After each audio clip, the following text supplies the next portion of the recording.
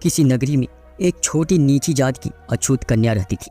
अभी वह छोटी बच्ची ही थी और उसे बचपन से ही सिखाया जा रहा था कि झुक कर रहना है, स्वीकार का भाव रखना है, सवाल बिल्कुल नहीं करनी है, नजरें नहीं उठानी है। समाज में हमारा जगह नहीं है, हमें केवल सेवा करनी है।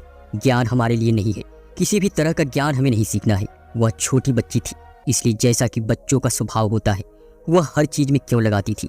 क्यों हमें नहीं सीखना है, क्यों हमें झुक कर रहना है, क्यों हमें छिप कर रहना है। ऐसे ही सवाल वह हमेशा अपनी माँ से पूछती थी। माँ केवल इतना ही कहती, यह हमारे पिछले जन्म का पाप कर्म है जिसके कारण हम अछूत हैं और अछूतों की जिंदगी ऐसी ही होती है। धीरे धीरे वह लड़की बड़ी होने लगी, लेकिन वह क्यों वाला स्वभाव उसका नहीं बदलता है, जिसके कारण उसे कई बार मार खानी पड़ी। एक दिन उसने देखा कि एक गुरु कुछ लड़के और लड़कियों को नृत्य और गायन सिखा रहे थे। उनका सुंदर नृत्य और गाना सुनकर उसके मन में भी नृत्य करने और गाना सीखने की चाहत पैदा हुई। वह उन गुरु के पास गई और कहा, गुरुवर, मुझे भी गाना और नृत्य सीखना है, क्या मुझे सिखलाएंगे? गुरु ने कहा, तुम किस घराने से ताल्लुक रखती हो, किस जाति से हो? लड़की ने कहा, मैं अछूत हूँ और नीची जाति से हूँ। यह सुनते ही गुरु का पारा 7वें आसमान पर चढ़ गया और उस युवती को धक्के मारकर वहां से निकाल दिया और कहा, आगे से यहाँ आने की आवश्यकता नहीं है। ज्ञान तुम लोगों के लिए बिल्कुल नहीं है। मेरे आश्रम को भ्रष्ट करने की आवश्यकता नहीं है। यदि तुम आगे से यहाँ दिखलाई दी तो मैं तुम्हारी खाल खिंचवा लूंगा। वह युवती वहां से चली गई, लेकिन उसके मन में नृत्य गाना सीखने की चाहत बढ़ती चली गई। अतः उसने चोरी छुपे लड़के और लड़कियों को नृत्य और गाना सीखते हुए देखा। वह जैसा देखती वैसा ही अभ्यास अकेले में आकर घर पर किया करती थी और लगभग 2 वर्ष की अथक कड़ी मेहनत के बाद वह गायन और नृत्य में पारंगत हो गई। लेकिन यह बात किसी को नहीं पता थी। एक दिन उस राज्य की राजकुमारी एक मार्ग से जा रही थी। उस राजकुमारी को अपने कुछ कपड़े पसंद नहीं आए, तब उसने रास्ते में वह कपड़े फेंक दिए। उस मार्ग से वह लड़की भी जा रही थी। उसने उन कपड़ों को देखा तो उन्हें उठा लिया। उसे वह कपड़े अच्छे लगे तो उसे वह पहन लिए। उन कपड़ों को पहनकर वह राजकुमारी से भी सुंदर लग रही थी। उस समय नगर में एक मेला चल रहा था। उसने सोचा कि इन कपड़ों को पहनकर उस मेले में जा सकती हूँ, तब मुझे वहाँ कोई नहीं पहचानेगा। उसने ऐसा ही किया और वह मेले में पहुंच गई। उनका नृत्य और गाना देखकर उसके मन में भी गाने की इच्छा उत्पन्न हुई। अतः वह मेले से थोड़ी दूर जाकर एकांत में गाना गाने लगी। तभी उसकी आवाज़ एक व्यक्ति ने सुनी और वह उस आवाज़ के पीछे खींचा चला आया। उसने उस लड़की से कहा, तुम्हारी आवाज़ बहुत मधुर और सुंदर है, क्या तुम मेरे लिए इस मेले में एक गाना गा सकती हो? मैं तुम्हें जो तुम कहोगी उतना धन दे दूंगा। लड़की ने कहा, नहीं नहीं, मुझे गाने की इजाज़त नहीं है, मैं नहीं गा सकती। उस व्यक्ति ने बहुत प्रार्थना की और अधिक से अधिक धन देने का वादा भी किया। लड़की ने कहा, मैं धन दौलत के लिए गाना नहीं गाती, केवल अपने लिए गाती हूँ। फिर भी जब तुम इतना कह रहे हो तो मैं तुम्हारे लिए भी एक गाना गा सकती हूँ। उस लड़की ने मेले में गाना गाया। उसकी आवाज़ सुनकर लोगों ने उसकी बहुत प्रशंसा की। उसकी आवाज़ राजा के एक मंत्री ने भी सुनी। तब उसने सोचा कि इस लड़की को मैं राजा के पास ले जाता हूँ। इसका गाना सुनकर राजा अवश्य ही बहुत प्रसन्न होंगे और वह मुझसे बहुत खुश हो जाएंगे। उस मंत्री ने लड़की से कहा, तुम बहुत अच्छा गाती हो, क्यों नहीं तुम राजा के समक्ष गाती? देखकर राजा अवश्य ही प्रसन्न हो जाएंगे और जो तुम्हें चाहिए वह मिलेगा। लड़की ने कहा, क्या जो भी मैं चाहूँ वह राजा दे सकते हैं?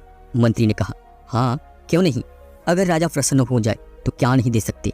लड़की ने कहा, लेकिन तुम मेरे बारे में नहीं जानते, पहले मेरे बारे में जान तो लो। मंत्री ने कहा, एक कलाकार की पहचान उसकी कला से होती है और तुम एक कलाकार हो, इससे ज़्यादा और कुछ क्या हो सकता है? लड़की ने कहा, क्या वाकई राजा जो मैं मांगू दे सकते हैं? मंत्री ने फिर कहा, हाँ हाँ, कह तो दिया, जो चाहिए वह सब मिलेगा, लेकिन इसके लिए राजा का प्रसन्न होना आवश्यक है। लड़की ने कहा, तो फिर ठीक है, मैं चलती हूँ आपके साथ। मुझे कुछ राजा से मांगना है और अवश्य ही वह मेरा गाना सुनकर अति प्रसन्न हो जाएंगे।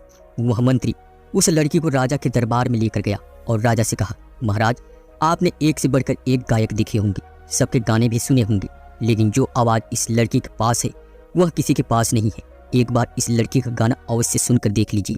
राजा ने कहा, जब तुम इतना यकीनन कह रहे हो तो कोई ना कोई तो बात अवश्य ही होगी। ठीक है, लड़की से कहो कि वह गाना गाए, हम देखेंगे कि यह किस तरह से बेहतर है। उस लड़की ने राजा के सामने दरबार में गाना गाया। गाना सुनकर सब खुश हो गए। राजा भी अपने आप को प्रशंसा करने से रोक नहीं पाया। उसने उस लड़की की बहुत प्रशंसा की और खुश होकर अपने गले की हार निकालकर उस लड़की को दे दिया और कहा कि तुम जो चाहो मांग सकती हो, हम तुम्हें अवश्य दे देंगे, हम तुम्हारी मनोकामना पूर्ण करेंगे। लड़की ने कहा, क्या यह सच है? जो मैं मांगूं वह मुझे मिलेगा? राजा ने कहा, अवश्य, क्यों नहीं, मांग कर तो देखो, जो चाहोगी वो मिलेगा। लड़की ने कहा, राजा साहब, हर गांव के बाहर एक बस्ती है। उस बस्ती में नीची जात के अछूत लोग रहते हैं। उन्हें भी पढ़ने लिखने और ज्ञान प्राप्त करने का अधिकार दे दीजिए। राजा ने कहा, तुम्हारा मन बहुत अच्छा है, लेकिन यह अधिकार हम उन्हें नहीं दे सकते। यह सब उनके पिछले जन्मों का पाप कर्म है, जिस कारण उन्हें भुगतना पड़ता है। और तुम क्यों उन अछूतों की बात कर रही हो? तुम अपने लिए कुछ मांगो। लड़की ने कहा, राजा साहब, मैं भी एक अछूत कन्या ही हूँ, और आपने कहा था जो मांगूंगी वो मिलेगा, तो यह भी मुझे मिलना चाहिए। लड़की की यह बात सुनकर, वह एक अछूत कन्या है, वहां बैठे सभी लोग हैरान हो गए। एक अछूत कन्या राजसभा में कैसे आई? राजा ने मंत्री की तरफ देखा। मंत्री ने कहा, महाराज, इस कन्या की वेशभूषा देखिए, यह देखने में राजकुमारी की तरह दिखती है। इसने मुझे धोखा दिया है। यह कपड़े अछूतों की नहीं है, इसी कारण मैं धोखा खा गया। वहां बैठे सभी लोग चिल्लाने लगे, महाराज, अछूत कन्या ने पाप किया है, इसे दंड अवश्य मिलनी चाहिए। इसे तो राजमहल के सामने से भी नहीं गुजरना चाहिए था। यह तो राजमहल में भी आ गई, और आपके सामने इसकी खड़े होने की हिम्मत कैसी हुई? कुछ लोगों ने उसे मारने के लिए तलवार निकाली। यह सब होता देख लड़की ने राजा से कहा, महाराज, मुझे न्याय चाहिए। न्याय की बात सुनते ही राजा के एक मंत्री ने कहा, न्याय तुम्हारे लिए नहीं है, न्याय आम प्रजा के लिए है। तुम जैसे अछूतों के लिए कोई न्याय नहीं है। महाराज, मैं तो कहता हूँ, जो अपराध इसने किया है, कोई आगे से ऐसा न करे, इसलिए इसको भयंकर से भयंकर मृत्यु दंड देना चाहिए। राजा ने कहा, उचित है, ऐसा ही होगा। अभी के अभी इसे हाथियों के पैरों तले कुचलवा दो, यह हमारी आज्ञा है, तब ही सभी के साथ न्याय होगा। लड़की ने कहा, महाराज, यह कैसा न्याय हुआ? यह तो अन्याय है। आप ऐसा नहीं कर सकते। आपने वादा किया था, जो भी मैं मांगूंगी वह आप देंगे। राजा ने लड़की की एक भी नहीं सुनी। लड़की ने हिम्मत की और तुरंत वहां से भाग गई। राजा ने तुरंत लड़की को पकड़ लाने का आदेश दिया, और वह खुद भी उस लड़की के पीछे चल दिया। लड़की भागती हुई एक मार्ग से जा रही थी। वह थक गई थी और नीचे गिर पड़ी। तभी किसी ने उस लड़की को उठाया। लड़की ने देखा कि उनके सामने तथागत गौतम बुद्ध है। तथागत गौतम बुद्ध ने उस लड़की को उठाया और पूछा, पुत्री, क्या हुआ? तुम इतनी भयभीत क्यों हो? लड़की ने कहा, मैं एक अछूत कन्या हूँ और नीची जाति का हूँ। इस कारण राजा ने मुझे मृत्युदंड दिया है। वह मुझे हाथियों के पैरों तले कुचलवा देना चाहते हैं। लड़की ने अपने ऊपर बीती हुई सारी घटना तथागत गौतम बुद्ध को बतलाई। बुद्ध ने कहा, पुत्री, तुम बहुत साहसी हो, तुम यहीं रुको, तुम्हें कुछ नहीं होगा। राजा के सैनिक लड़की को ढूंढते हुए वहां पहुंचे और बुद्ध से कहा, हे बुद्ध, यह लड़की अपराधी है, इसे मृत्युदंड दिया गया है, आप इसका संरक्षण ना करें, इसे हम ले जाना चाहते हैं। बुद्ध ने कहा, इसे यहाँ से केवल तुम्हारा राजा ही ले जा सकता है। जब यह बात राजा को पता चली तो वह बुद्ध के पास आया और कहा, हे बुद्ध, यह लड़की अपराधी है, इसे मैंने मृत्युदंड दिया है, कृपया इसे हमें हमारे हवाले कर दे। बुद्ध ने कहा, क्या अपराध है इस लड़की का? राजा ने कहा, यह नीची जात की अछूत कन्या है और इसने इतना साहस किया है कि यह राजमहल तक पहुंच गई। इन लोगों के लिए किसी भी तरह की विद्या के नाम पर पाबंदी है। फिर इसने नृत्य और गाना सीखा, यही इसका अपराध है। बुद्ध ने कहा, राजन, किसी भी की पहचान उसके गुणों और कर्मों से होती है। गुणों और कर्मों से यह लड़की सुंदर और समझदार और साहसी के साथ एक कलाकार भी है। क्या इसकी कला से खुश होकर तुमने इसे वचन नहीं दिया? और उसने मांगा भी तो क्या? अपने लिए तो कुछ नहीं मांगा, अपने लोगों के लिए मांगा है। तो इस कर्म से यह कितना महान हो जाती है। और तुम राजन, तुम्हारा कर्म क्या है? वचन देकर भी पीछे हट गए। जिसे इनाम देना था उसे मृत्युदंड देने चले। जिसकी प्रशंसा करनी चाहिए उसकी बुराई कर रहे हो। मेरी नज़र में लड़की अछूत नहीं है, अछूत तुम लोग हो। इस लड़की के सामने तुम्हारे कर्म बहुत छोटे हैं राजन। राजा बुद्ध के सामने शर्मिंदा हो गया और वह कुछ ना बोल सका। बस इतना कहकर वह लड़की आज से अभय रहेगी, उसकी सुरक्षा मेरी जिम्मेदारी है। और वह राजा वहां से चला गया। उस लड़की ने बुद्ध से कहा, हे बुद्ध, क्या आप इस जाति प्रथा को नहीं मानते? क्या आपको हम अछूतों के साथ रहने पर कोई फर्क नहीं पड़ेगा? लोग कहते हैं हमारी साया जिन पर पड़ जाती है वह भी पापी हो जाते हैं। बुद्ध मुस्कुराए और कहा, पुत्री, याद रखना, हमारे कर्म ही हमें ऊंचा या नीचा बना सकते हैं। जन्म से कोई ऊंचा नीचा नहीं होता, हम सब एक ही हैं। यह प्रकृति हमारा पालन पोषण भी एक जैसा ही करती है। यह हमसे कोई भेदभाव नहीं करती। भेदभाव करना हम मनुष्यों का स्वभाव बन गया है और इसे बदलना ही होगा। दोस्तों, आशा करता हूँ कि यह कहानी आपको बहुत प्रिय लगी होगी और पसंद भी आई होगी और इससे आपने कुछ न कुछ अवश्य सीखा होगा। दोस्तों, जैसी करनी वैसी भरनी, यह वाक्य तो आपने सुना ही होगा। अर्थात जैसे आप कर्म करोगे वैसा ही फल आपको प्राप्त होगा। लेकिन एक प्रश्न है आपसे, क्या इस बात पर आप विश्वास करते हैं कि जैसा आप कर्म करोगे वैसा ही आपको फल की प्राप्ति होगी? अब आप में से अधिकांशतः लोगों के मन में यह विचार आ रहा होगा कि आखिर इस पे पूछने वाली कौन सी बात है। यह तो सत्य ही है कि जैसा हम कर्म करेंगे वैसा ही हमें फल की प्राप्ति होगी। लेकिन एक बार अपनी आंखें बंद करिए और अपने आप से यह प्रश्न करिए कि आपको इस प्रश्न का उत्तर क्या मिल पाता है। कहीं आपके मन में एक संशय जरूर होगा कि क्या यह बात सच है अथवा नहीं, क्योंकि आपने अपने आसपास तो ऐसे कई लोगों को देखा होगा जो लोग बहुत अच्छे कर्म करते हैं, बहुत अच्छे स्वभाव के भी होते हैं, वे कभी किसी का बुरा नहीं करते, किंतु फिर भी उनके साथ हमेशा बुरा ही होता है। वे लोग हमेशा दुखी रहते हैं, हमेशा परेशान रहते हैं। आपने कई बार यह भी देखा होगा, या फिर आप में से कई ऐसे लोग भी होंगे जिन्होंने अपनी परीक्षाओं के लिए जी तोड़ मेहनत की होगी, लेकिन फिर भी अंत में उनके लिए हाथ निराशा ही लगती है। इसका अर्थ क्या हुआ? क्या इसका अर्थ यह है कि जिन भी महापुरुषों ने इस कहावत को कही है, क्या यह सब झूठ है? क्या वह महापुरुष गलत थे? नहीं, वास्तविकता तो यह है कि हम अपने कर्मों का लेखा जोखा समझ ही नहीं पाते, और इसी कारण हम यह सोचने लग जाते हैं कि हम तो बहुत अच्छा कर्म कर रहे हैं, हम लोगों की भलाई का काम कर रहे हैं, लोगों की मदद कर रहे हैं, फिर भी हमें न जाने क्यों हमेशा दुख और परेशानी ही उठानी पड़ती है। लेकिन आज की जो कहानी मैं आपको सुनाना चाहता हूँ, इस कहानी के माध्यम से आप यह बेहतर ढंग से समझ पाएंगे कर्मों का लेखा जोखा हमारे जीवन पर किस प्रकार प्रभाव डालता है, अपनी छाप छोड़ता है। तो चलिए कहानी को प्रारंभ करते हैं। उससे पहले आपसे एक छोटी सी गुजारिश है कि अब तक आपने हमारे चैनल को सब्सक्राइब नहीं किया तो प्लीज़ ध्यान से चैनल को सब्सक्राइब कर ले, साथ ही बेल नोटिफिकेशन को भी ऑल पर सेट करना ना भूलें, और कमेंट बॉक्स में नमो बुद्धाय लिख दे, जिससे हमारी आने वाली वीडियो की सूचना सही समय पर आपको प्राप्त हो जाए और उसका आप लाभ उठा सके। तो चलिए कहानी की ओर। बहुत समय पहले की बात है, एक गांव में दो भाई रहा करते थे। दोनों ही कुशल थे, किंतु उनमें से एक भाई बहुत ही क्रूर और घमंडी स्वभाव का था, वह बहुत ही चालाक था। वहीं पर दूसरा भाई बहुत ही शांत स्वभाव का और बहुत ही अच्छी प्रवृत्ति वाला था। बड़ा भाई जो कि बहुत ही क्रूर था, बहुत चालाक, उसने धोखा देकर अपने छोटे भाई की सारी जमीन जायदाद अपने नाम करवा ली थी, और छोटे भाई के नाम पर कुछ भी नहीं बचा था। उसे तो बस एक छोटी फूटी झोपड़ी ही मिली थी, जिसमें वह, उसकी पत्नी और बच्चे रहा करते थे। उसकी पत्नी भी हमेशा बीमार रहती थी और उसे तरह तरह की यातनाएं, पीड़ाएं और समस्याओं का सामना करना पड़ता था।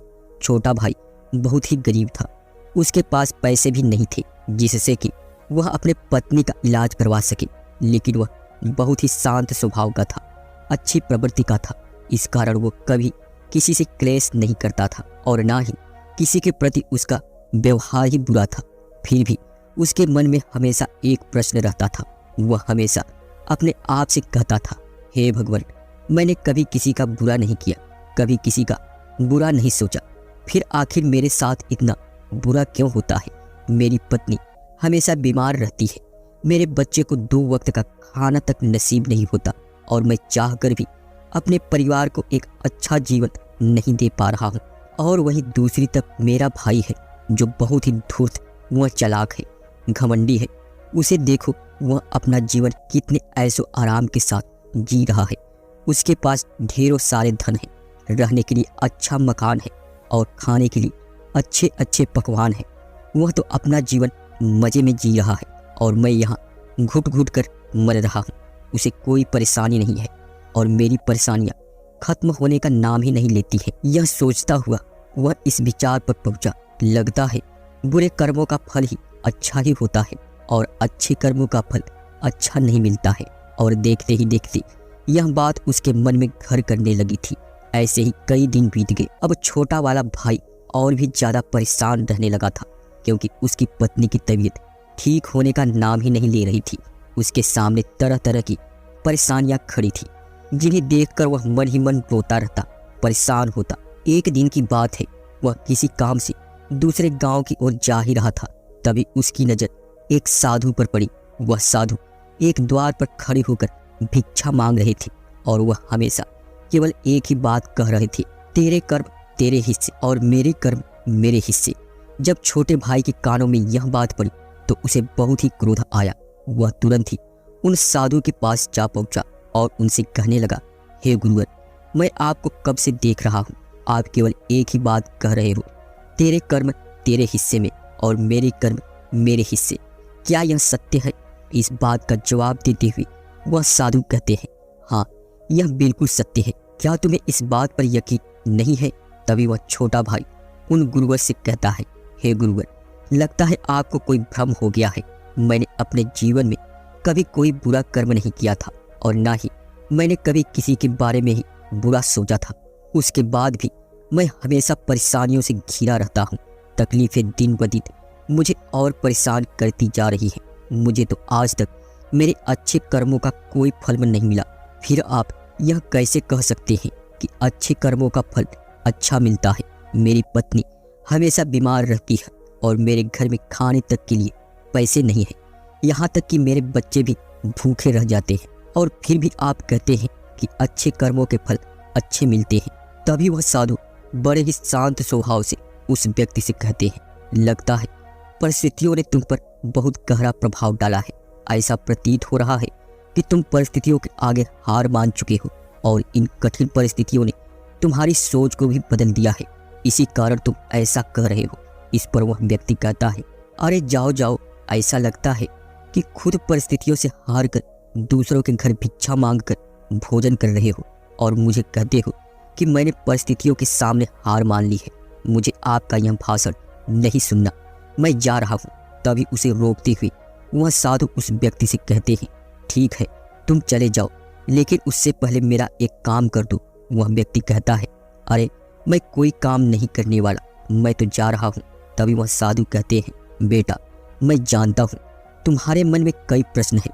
तुम इस बात से परेशान हो कि तुमने अच्छे कर्म किए हैं, उसके बाद भी तुम्हें अच्छे फल नहीं प्राप्त हो रहे हैं। लेकिन क्या तुम इस प्रश्न का जवाब नहीं जानना चाहते? क्या तुम यह नहीं जानना चाहते कि तुम्हारे साथ ऐसा क्यों हो रहा है? यह सुनकर वह छोटा भाई कुछ देर के लिए मौन हो गया और कुछ देर सोच विचार करने के बाद वह कहता है, अच्छा ठीक है, बताइए मुझे क्या करना होगा। तभी वह साधु उस व्यक्ति से कहते हैं, मेरा बस एक छोटा सा काम कर दो। कल सुबह सुबह तुम मेरे लिए कुछ फल लेकर मेरे आश्रम आ जाना और जब तुम वहाँ पर आओगे तो मैं तुम्हारे सभी प्रश्नों का उत्तर तुम्हें दे दूंगा और तुम्हें यह भी समझ आ जाएगा कि तुम्हारे साथ ऐसा क्यों हो रहा है। इतना कहकर वह साधु अपना भिक्षा पात्र लेकर वहाँ से अपने आश्रम की ओर चल दिए।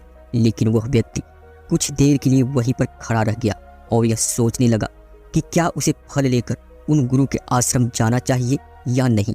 यह सोचता हुआ वह घर लौट आया। रात भर उसके मन में केवल यही प्रश्न था कि मैं उनके पास फल लेकर जाऊं या ना जाऊं। देखते ही देखते सुबह होने लगी और अब उस छोटे भाई ने यह तय किया कि वह फल लेकर उन गुरुवर के आश्रम जरूर जाएगा। वह घर से निकलता है और कुछ फल खरीदता है, जिसे लेकर वह उन गुरु के आश्रम की ओर चल पड़ता है। उन गुरु का आश्रम थोड़ी ही दूर पर था और उसका रास्ता पड़ोस के जंगल से होकर गुजरता था, इसलिए उस रास्ते पर कोई हलचल भी नहीं थी और धीरे धीरे जगह जगह पर लंगूर और बंदर दिखाई दे रहे थे। जब वह छोटा भाई फल लेकर उन गुरुवर के आश्रम जा रहा था, तभी उन बंदरों को देखकर उसके मन में यह विचार उठता है कि क्यों ना यह फल वह उन बंदरों को दे दे, खिला दे।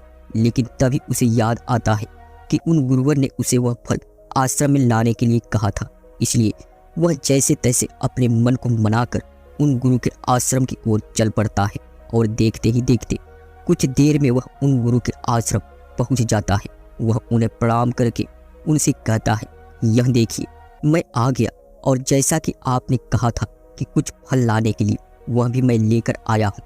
अब तो मुझे बता दीजिए कि आखिर मेरे साथ ही ऐसा क्यों होता है। तभी वह साधु मुस्कुराते हुए उस व्यक्ति से कहते हैं, बताता हूँ, लेकिन उससे पहले तुम मेरे एक प्रश्न का उत्तर दो। तभी वह व्यक्ति कहता है, कौन सा प्रश्न? तभी वह साधु कहते हैं, जब तुम मेरे आश्रम की ओर आ रहे थे और तुम्हारे मन में जब यह विचार उठा कि तुम यह फल उन बंदरों को खिला दो, तो तुमने ऐसा क्यों नहीं किया? यह सुनकर वह व्यक्ति बहुत ही आश्चर्यचकित हुआ। उसे यह समझ ही नहीं आ रहा था कि आखिर जो उसके मन में विचार उठा था वह उन साधु को कैसे पता चला। तभी वह व्यक्ति दोनों हाथ जोड़कर उन साधु से कहता है, हे गुरुवर, यह बात तो मेरे मन में थी, किंतु आपको कैसे पता चली कि मैं बंदरों को फल खिलाना चाहता था। तभी वह साधु मुस्कुराते हुए उस व्यक्ति से कहते हैं, बेटा, जरूरी यह नहीं है कि मुझे यह बात कैसे पता चली, जरूरी तो यह है कि तुमने उन बंदरों को यह फल क्यों नहीं खिलाए।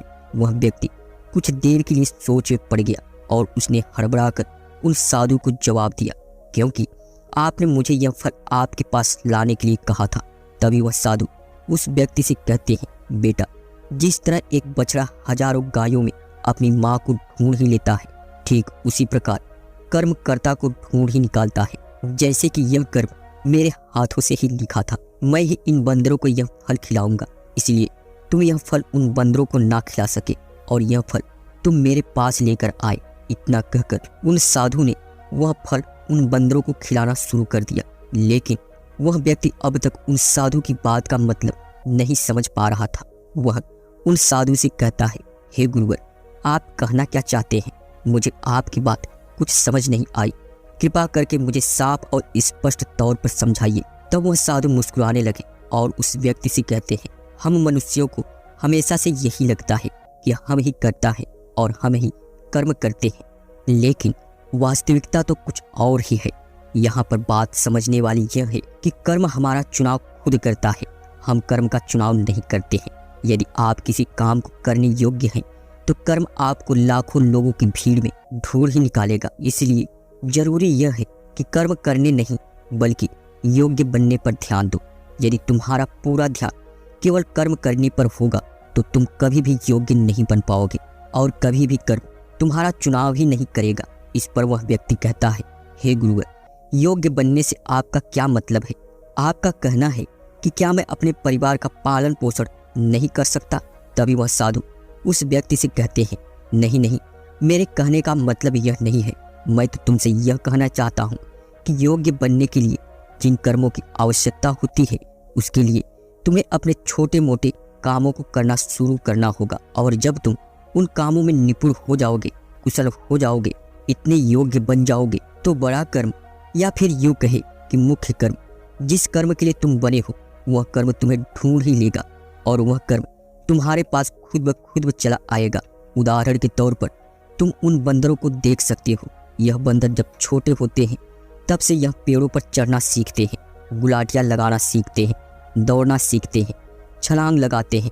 शुरू में इन्हें तकलीफ होती है, यह कभी गिर जाते हैं तो कभी इन्हें चोट भी लगती है, लेकिन धीरे धीरे यह उन कामों में निपुण हो जाते हैं, कुशल हो जाते हैं और उसके बाद इनका भोजन इन तक स्वयं ही पहुंच जाता है। इसलिए अपनी रोजमर्रा की जिंदगी में भी छोटे छोटे कर्म करते रहो, और जब तुम उन कर्मों से अपने आप को उस योग्य बना लोगे तो बड़ा लक्ष्य तुम तक खुद चला आएगा और तुम किसी भी बड़े लक्ष्य को प्राप्त कर सकोगे। आगे वह साधु उस व्यक्ति से कहते हैं, और यदि तुम योग्य बनने के लिए कर्म करोगे ही नहीं तो दूसरे लोगों के कर्म भी तुम पर हावी होने लगेंगे, तुम्हारे जीवन को प्रभावित करने लगेंगे। उदाहरण के लिए तुम्हारी पत्नी को ही ले लो। तुम्हारी पत्नी कई दिनों से बीमार है और उसकी तबीयत ठीक ही नहीं हो रही है, और तुम यह सोचते हो कि पता नहीं तुम्हें किन कर्मों की सजा मिल रही है। तुम अपने आप को अभागा समझते हो, असहाय महसूस करते हो, लेकिन वास्तविकता तो कुछ और ही है। तुम्हें यहाँ पर यह समझने की आवश्यकता है कि तुम्हारी पत्नी बीमार अपने कर्मों से है, ना कि तुम्हारे कर्मों से। हो सकता है कि तुम्हारी पत्नी ने अतीत में ऐसा कोई कर्म किया हो जिसकी सजा वह आज भुगत रही है, और तुम्हारी पत्नी के कर्मों के कारण ही तुम्हें भी दुख झेलना पड़ रहा है, तकलीफें उठानी पड़ रही है, परेशानियों का सामना करना पड़ रहा है। और यही कारण है कि अधिकांश लोग अपने परिवार के कारण, अपने बच्चों के कारण तरह तरह के दुख झेलते रहते हैं, तरह तरह की परेशानियों का सामना करते हैं। किंतु तुम्हें यहाँ पर यह समझने की आवश्यकता है, यदि तुम इस योग्य होते, तुम्हारे पास इतने पैसे होते, तो तुम अपनी पत्नी का इलाज करवा पाते। और तो और यह भी हो सकता था, यदि तुम इस योग्य होते तो तुम्हारा विवाह किसी दूसरी स्त्री के साथ हुआ होता जो स्वस्थ होती, लेकिन तुम उस योग्य थे ही नहीं। और यही कारण है कि तुम अपने पत्नी के कारण आज दुखों में डूबे हुए हो। किंतु अब तक कुछ भी नहीं बिगड़ा, यदि तुम अब भी योग्य बन जाओ तो दूसरों के कर्म तुम्हें कभी भी प्रभावित नहीं कर पाएंगे। आगे वह सन्यासी उस युवक को चेतावनी देते हुए कहते हैं, मेरी एक बात हमेशा याद रखना, तुम्हें वह नहीं मिलता जो तुम चाहते हो, बल्कि तुम्हें वह मिलता है जिसके तुम योग्य हो। इसलिए कर्म करने से ज्यादा योग्य बनने पर ध्यान दो। अपनी योग्यता को बढ़ाओ। केवल कर्म का फल पाने के लिए कर्म मत करो और फिर तुम कभी भी इन परेशानियों से निकल नहीं पाओगे। तभी वह व्यक्ति उन साधु के सामने दोनों हाथ जोड़कर उनसे कहता है, हे गुरुवर, आप हमेशा योग्य बनने की बात कर रहे हैं, किंतु आप यह नहीं बता रहे हैं कि मैं अपनी योग्यता को किस तरह बढ़ाऊं ताकि मेरा मुख्य कर्म मुझे ढूंढ ले। तभी वह साधु उस व्यक्ति से कहते हैं, यह तो बड़ा ही सरल है, फिर भी लोगों के लिए यह बहुत कठिन हो जाता है। सबसे पहला उपाय यह है कि जो भी कर्म तुम कर रहे हो उस कर्म को करके भूल जाओ। अर्थात योग्य बनने के लिए जो भी कर्म तुम कर रहे हो उसे याद मत रखो, उसे भूल जाओ। यह मत सोचो कि जो तुमने कर्म किया है उसका फल तुम्हें कब और कैसे मिलेगा और क्या मिलेगा। इसलिए तो कहा जाता है कि कर्म करो और फल की चिंता मत करो। यदि तुम्हारा मन हमेशा फल की चिंता में ही लगा रहेगा तो इसका अर्थ यह हुआ कि तुमने वास्तविक तौर पर कोई कर्म किया ही नहीं है। और हम में से अधिकांश लोग यही गलती करते हैं। उन्हें लगता है कि वह एक अच्छा कर्म कर रहे हैं जिसका फल भी उन्हें अच्छा ही मिलेगा। उनका सारा ध्यान केवल फल पर होता है और यही कारण है कि वह अधिकांशतः दुखी होते हैं, क्योंकि जब उन्हें फल नहीं मिल पाता, या फिर यूँ कहें कि जब उन्हें अपने मनवांछित फल नहीं मिल पाता तो उनके मन को ठेस पहुँचती है और वे लोग दुखी रहने लगते हैं, परेशान रहने लगते हैं और हमेशा यही सोचते हैं कि मैंने तो अच्छे कर्म किए थे, फिर मुझे अच्छे फल क्यों नहीं मिल रहे हैं। और उनका यही सोचना उन्हें अपने लक्ष्य से भटका देता है। हाँ, आप यहाँ जरूर कर सकते हैं, अपना कर्म करने के बाद उसका आकलन जरूर करें, लेकिन फल की चिंता ना करें। तभी वह व्यक्ति उन साधु से कहता है, हे गुरुवर, आप कह रहे हैं फल की चिंता ना करो, लेकिन जो कर्म किए हैं उसका आकलन जरूर करो, यह कैसे संभव है। तभी वह साधु बड़े ही शांत स्वभाव से उस व्यक्ति से कहते हैं, भंते, जब तुम कोई कर्म करते हो तो तुम्हारे मन में हमेशा फल की चिंता होती है, जबकि तुम्हारे मन में फल की चिंता ना होकर यह चिंता होनी चाहिए कि जो भी कर्म मैंने किए हैं क्या उस कर्म में मैंने अपना 100% दिया है या नहीं। जब मैं वह कर्म कर रहा था तो मेरा ध्यान पूरी तरह से उस काम पर था या नहीं, कहीं मेरा ध्यान भटक तो नहीं रहा है। यदि तुम इन चीज़ों पर विचार करोगे, यह प्रश्न खुद से करोगे, तभी वास्तविक तौर पर तुम खुद का आकलन कर पाओगे। और जब तुम पूरे ध्यान के साथ किसी कर्म को करोगे तो तुम्हारे ध्यान की शक्ति भी बढ़ेगी और तुम्हारे कर्म करने की योग्यता भी बढ़ेगी। किंतु यदि तुम यह सोचते हो कि तुम्हें तो केवल कर्म करना है और केवल यही सोचकर तुम कर्म करते चले जाओगे तो तुम्हें कर्म का फल कभी प्राप्त नहीं होगा और ना ही तुम कभी योग्य बन पाओगे। इसलिए कर्म करने के बाद आकलन अवश्य करो। यह देखो, जब तुम यह कर्म कर रहे थे तो तुम्हारा ध्यान, तुम्हारा शरीर, तुम्हारा मन पूरी तरह से उस कार्य पर था या नहीं। तभी वह व्यक्ति एक बार फिर उन साधु से प्रश्न करता है और कहता है, हे गुरुवर, आप सही कहते हैं। जब भी हम कोई कर्म कर रहे हो तो अपना पूरा ध्यान उस कर्म पर होना चाहिए, लेकिन मैं जब भी कोई कर्म करता हूँ तो मेरे मन में तरह तरह के विचार चल रहे होते हैं। मेरा मन विचारों से ग्रसित होता है और तरह तरह की बातें सोचने लग जाता है। तो ऐसे में मैं अपने मन को किस तरह से केवल एक ही कर्म पर टिका सकता हूँ? क्या इसका कोई उपाय है? तभी वह साधु मुस्कुराते हुए उस व्यक्ति से कहते हैं, भंते, जब तुम कोई कर्म कर रहे हो और जब तुम अपना पूरा भाव लगा देते हो, अर्थात कर्म करते समय अपना पूरा भाव डाल देते हो, तो तुम्हारा मन, शरीर और तुम्हारे भाव उसी कर्म पर केंद्रित हो जाते हैं और तुम पूरी निष्ठा, प्रेम और सद्भाव के साथ उस कर्म को कर पाते हो, अर्थात अपना 100% दे पाते हो। और वहीं पर जब तुम केवल कर्म करने की सोच से ही कर्म करते हो तो तुम उसमें अपना भाव नहीं लगा पाते और ना ही तुम उसमें अपनी पूरी निष्ठा लगा पाते हो। इसी कारण वह कर्म नहीं रह जाता और ना ही उसका कोई फल तुम्हें प्राप्त होता है। आगे वह साधु उस व्यक्ति से कहते हैं, यदि कोई भी मनुष्य इन बातों को सही तरीके से अपने जीवन में उतारे, इन बातों को ध्यान रख के कर्म करे, तो वह अपने आप को योग्य बना सकता है। और एक बार जब वह योग्य बन जाता है तो कर्म उसे कहीं से भी खोज कर निकाल लेगा और वह जीवन में किसी भी सफलता को प्राप्त कर पाएगा। इतना कहकर वह साधु शांत हो गए और वह छोटा भाई भी अब यह समझ चुका था कि उसके अच्छे कर्मों का फल उसे अच्छा क्यों नहीं मिल रहा था। उसने उन गुरु को प्रणाम किया और वह वापस घर की ओर लौट गया। दोस्तों, आशा करता हूँ कि यह वीडियो और कहानी आपको कर्म के बारे में अच्छी तरह से जानकारी दी होगी। तो वीडियो को लाइक नहीं किया तो तुरंत वीडियो को लाइक कर दे और चैनल को सब्सक्राइब नहीं किया तो चैनल को भी सब्सक्राइब कर लेना। तो मिलते हैं एक नई वीडियो में एक नई शिक्षा और ज्ञान के साथ।